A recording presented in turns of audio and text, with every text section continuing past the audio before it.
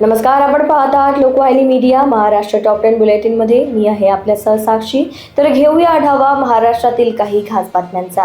संत गाडगेबाबांच्या विचारांचा वारसा जपणारे ज्येष्ठ सामाजिक कार्यकर्ते बापूसाहेब देशमुख यांचे हृदयविकाराच्या तीव्र धक्क्याने निधन. राज्यात पावसाची सरासरी गाठली 637 मिलीमीटर पाऊस, मात्र मराठवाडा विदर्भात पावसाची तूट. मनसे अध्यक्ष राज ठाकरे आज रायगड दौऱ्यावर, माणगावातून दौऱ्याला सुरुवात करणार. मध्य रेल्वेचा ढिसाळ कारभार, महाराष्ट्र एक्सप्रेसच्या एसी स्लीपर कोचमध्ये झुरळांचे साम्राज्य. भंडारा जिल्ह्यात 2 दिवसांच्या विश्रांतीनंतर पावसाचे जोरदार पुनरागमन, रात्रीपासून मुसळधार सरी. नाशिक पुणे रेल्वे मार्गासाठी आज चक्काजाम आंदोलन, रद्द केलेला रेल्वे मार्ग पूर्ववत करण्याची मागणी.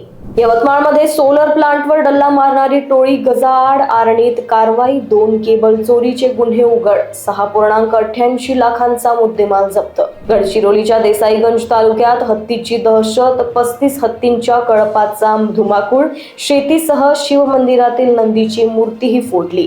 नाशिकच्या सुरगाणा तालुक्यात जाणवले भूकंपाचे धक्के, 3.9 रिश्टर स्केलच्या हादऱ्यांनी सराड आश्रमशाळेच्या भिंतींना भेगा. नोकरीचे आमिष दाखवून नागपूरच्या महिलेला पोर्तुगालमध्ये विकल्याचा आरोप, पुणे पोलिसांकडून मानवी तस्करी प्रकरणाचा तपास. सध्यासाठी एवढंच. अशाच खास बातम्यांसाठी बघत रहा लोकवाहिनी मीडिया. नमस्कार.